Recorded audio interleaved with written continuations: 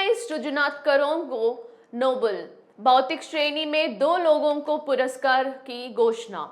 AI को पहचान। वर्तमान तकनीकी युग में एआई को अंतरराष्ट्रीय स्तर पर महत्वपूर्ण पहचान मिली है।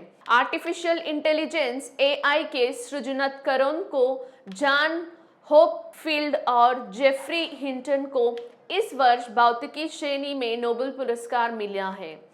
मशीन लर्निंग के क्षेत्र में क्रांतिकारी बदलाव होने के लिए उन्हें यह पुरस्कार दिया गया। इस बात की घोषणा royal Swedish academy of science की नोबेल कमेटी की सदस्य एलन मुनी ने की।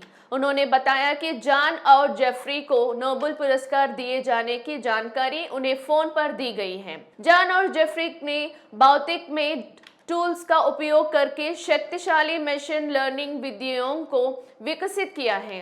साथ ही उन्होंने फंडामेंटल कॉन्सेप्ट्स का इस्तेमाल करते हुए आर्टिफिशियल न्यूरल नेटवर्क्स का भी डिज़ाइन किया है। ये एएनएन बड़े डेटा साइंस में पॉइंटर्स खोजने में मदद करते हैं और भौतिकी में अनुसंधान आगे बढ़ाए योगदान देते हैं।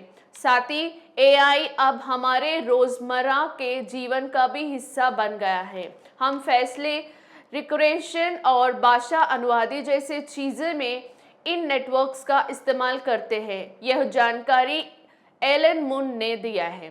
मशीन लर्निंग और एआई तकनीक के पीछे जॉन और जेफरी के योगदान को मान्यता देते हुए उन्हें नोबेल पुरस्कार दिया गया है। हालांकि एलन मुनी ने चेतावनी एआई तकनीक के लाभों के साथ भविष्य में चुनौतियां भी सामने आ सकते हैं। मानवता के लाभ के लिए एआई तकनीक का जिम्मेदारी पूर्वक उपयोग किया जाना चाहिए, उन्होंने सुझाव दिया है। नोबेल पुरस्कार मिलने के बाद जेफरी हिंटन, जिन्हें एआई के पिता के रूप में जाना जाता है, अचानक वैश्विक स्तर पर चर्चित हो गए हैं। उनकी पृष्ठभूमि की बात करें तो वह कनाडा का ब्रिटेन के नागरिक है और वर्तमान में कनाडा का टोरंटो विश्वविद्यालय में काम कर रहे हैं। नोबेल पुरस्कार प्राप्त करने के बाद उन्होंने मीडिया से कहा कि उन्हें पुरस्कार मिलने की खबर सुनकर झटका लगा है और वह कुछ बोल नहीं पाए। उन्होंने कहा कि वह कभी उम्मीद ही नहीं कर रहे हैं कि उन्हें इतने बड़ी पहचान मिलेगी। एआई के भविष्य पर बात करते हुए उन्होंने कहा कि यह मानवता पर गहरा प्रभाव डालेगा। उत्पादन और स्वास्थ्य सेवा जैसे क्षेत्र में बड़े बदलाव होंगे। एआई को औद्योगिक क्रांति से तुलना करते हुए उन्होंने कहा कि भविष्य में एआई इंसानों की बौद्धिक क्षमताओं को पार कर सकता है।